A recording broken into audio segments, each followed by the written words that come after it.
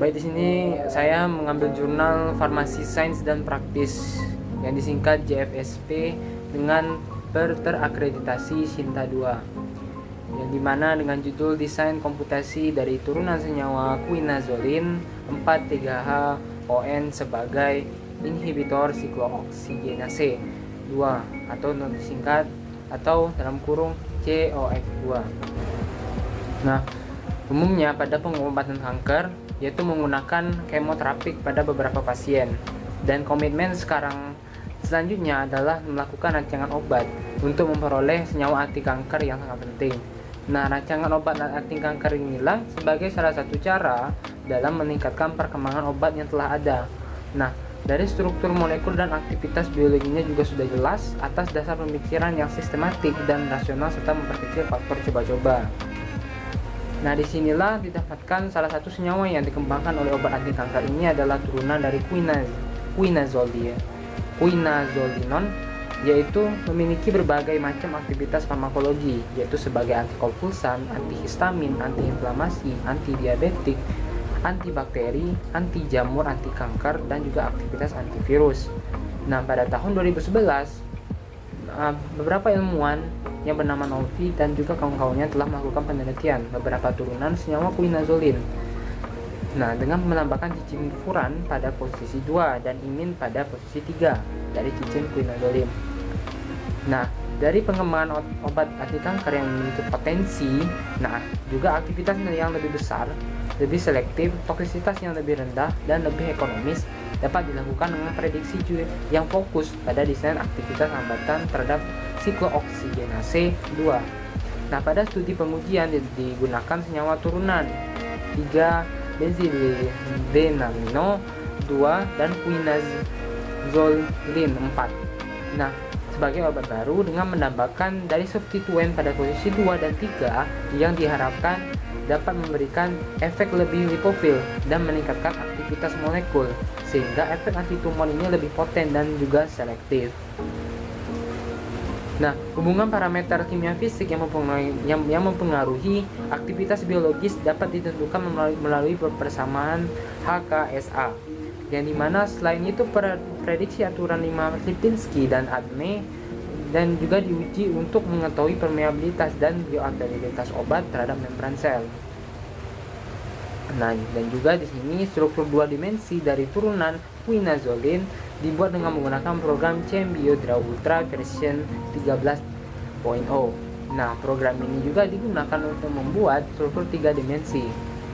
Nah, dan juga terdapat beberapa preparasi parameter dari HKSA. Yang pertama adalah parameter hidrofobik, yang merupakan parameter yang terlibat dalam proses distribusi ataupun dalam pengangkutan obat. Nah, parameter hidrofobik ini dipakai dalam penelitian yaitu sebagai log P yang diperoleh dari sebuah website online yang bernama ACD Labs iLab 2.0 dari turunan 3 benziliden amino 2,2,4 dikloprophenil quinazolin 4,3-H ON. Dan yang kedua, parameter elektronik yang terlibat dalam proses distribusi atau pengangkutan obat. Nah, penembusan peran biologis serta proses interaksi obat reseptor. Nah, lalu yang ketiga ada parameter sterik yang terutama terlibat dalam interaksi obat reseptor. Nah, tetapan sterik dapat diukur berdasarkan sifat meruah, gugus-gugus, dan juga efek gugus pada kontak obat dengan sisi reseptor yang berdekatan pula. Nah, parameter sterik ini juga dipakai antara lain molecular weight, molar reactivity, molar volume, dan paracore yang diperoleh dari website online juga yang bernama ACD atau iLab 2.0. Nah, prediksi ADME.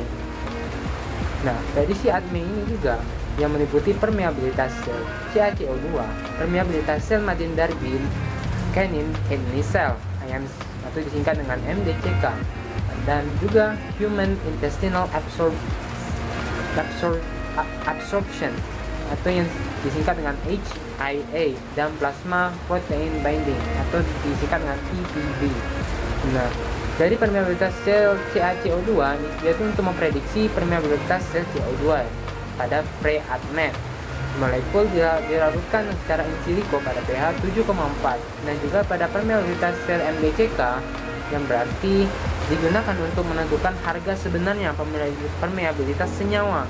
Tentang dari MDCK adalah 25-500 nanometer per detik, dan human intestinal absorption disingkat dengan HIA itu adalah jumlah evaluabilitas dan absorpsi yang dinilai dari perbandingan ekskresi dan plasma protein binding.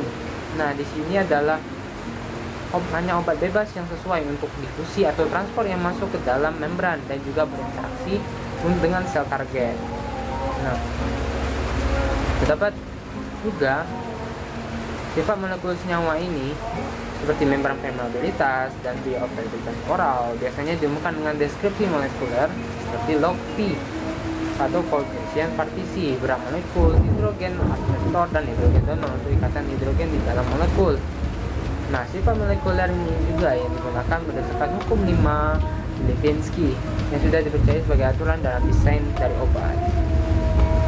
Nah, kriteria dari hukum 5 Lipinski itu meliputi berat molekul yang kurang dari dan sama dengan 500 gram per mol, nilai log P yang kurang dari dan sama dengan 5, memiliki kurang dari dan sama dengan 5 gugus hidrogen donor, dan memiliki kurang dari dan sama dengan 10 gugus hidrogen akseptor. Nah, penggunaan hukum 5 Lipinski ini untuk memprediksi dari profil permeabilitas dan bioavailabilitas oral yang digunakan untuk mendesain senyawa baru. Nah,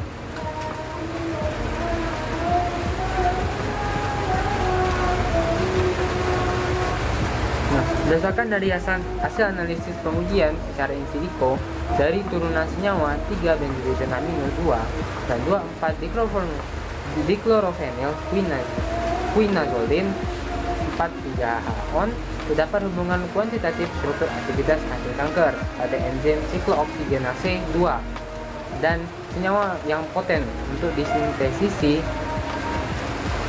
tersebut.